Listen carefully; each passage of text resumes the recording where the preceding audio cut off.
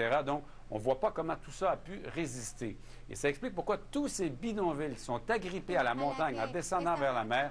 Bien, ce sont les secteurs où il y a sans doute le plus de victimes. Et c'est pour ça que c'est inquiétant, parce que les gens vivent à plusieurs dans des habitations de fortune.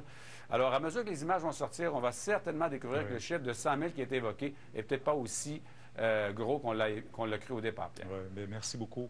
Julie, d'ailleurs, les différents groupes de réseaux sociaux sont les outils qui s'avèrent très efficaces pour une catastrophe comme celle-là. Oui, absolument. Surtout qu'en Haïti, au moment où on se parle, la communication est pratiquement inexistante. Alors, voici donc la photo qu'un Haïtien a publiée sur Internet.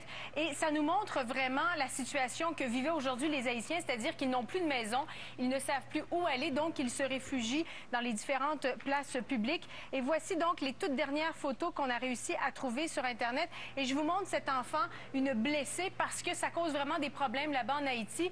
Ils ne savent plus quoi faire avec les blessés parce que les hôpitaux ont été pratiquement détruits. Et regardez cette scène, des dizaines et des dizaines de corps qui se sont retrouvés par terre avec un drap de coton dessus. Alors, évidemment, on attend avec impatience l'eau potable pour retarder, peut-être même éviter les épidémies.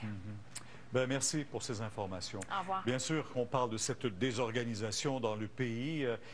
On l'a dit tantôt, autant au niveau politique, hein, le palais national qui s'est effondré, l'organisation même politique est difficile à mettre en place. Et puis même le pouvoir religieux aussi, l'archevêque de Port-au-Prince qui a été tué dans l'effondrement de l'archevêché là-bas. Avec nous, le maire de Montréal, M. Tremblay, bonsoir. Oui, bonsoir. Vous êtes déjà allé à Haïti, vous avez vu ce palais présidentiel, vous avez vu cet endroit, ce pays le plus pauvre du monde. D'ailleurs, il y a une relation très, très intime entre Montréal et Haïti. Et le maire Jean-Yves Jasson de Port-au-Prince, on était à finaliser les dernières ententes pour travailler avec Port-au-Prince, justement, pour transférer l'expertise. Tout à l'heure, on voyait la Cité du Soleil, la Cité d'Éternel, les abris de fortune. On voulait relocaliser sur une base volontaire, refaire les infrastructures. Quand j'ai vu ça hier, j'étais consterné, profondément troublé. C'est une tragédie encore une fois, qui s'acharne sur Port-au-Prince. Alors, je dis à la communauté haïtienne de Montréal que je vais voir dans quelques instants, je leur dis, écoutez, là, regardez, je sais que c'est difficile, on est avec vous,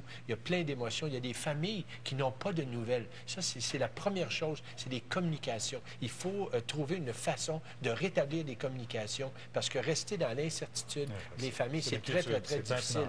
Bon, puis j'ai des élus, moi, également, là, des élus dans ma formation politique qui ont été élus au conseil de ville, dans l'arrondissement. Alors nous, ce qu'on offre, c'est dire, on a une résolution unanime qu'on a votée tout à l'heure au conseil municipal pour exprimer notre solidarité, notre compassion. Les mots sont une chose, mais je pense que l'urgence maintenant, c'est d'agir. Ça prend de l'argent. Ça prend définitivement de l'argent. Dans un premier temps, il faut établir les priorités. J'ai parlé au ministre Laurence Cannon. On travaille avec le gouvernement canadien, le gouvernement du Québec. Deuxièmement, il faut reconstruire après. Alors, c'est l'espoir. Là, ce sera un travail de longue haleine. Oui, mais il faut le faire le plus rapidement possible. Vous avez raison aussi. Monsieur le maire, vous êtes là aujourd'hui parce que vous présentiez le budget de la Ville de Montréal aussi. Tout le monde s'attendait à une hausse de taxes. Elle est venue, mais peut-être plus forte et plus agressive et plus amère pour certains. Oui. C'est un budget rigoureux. C'est vrai qu'il y a une augmentation de taxes. C'est vrai que je demande un effort additionnel aux Montréalaises et aux Montréalais. Je sais également qu'il faut rétablir le lien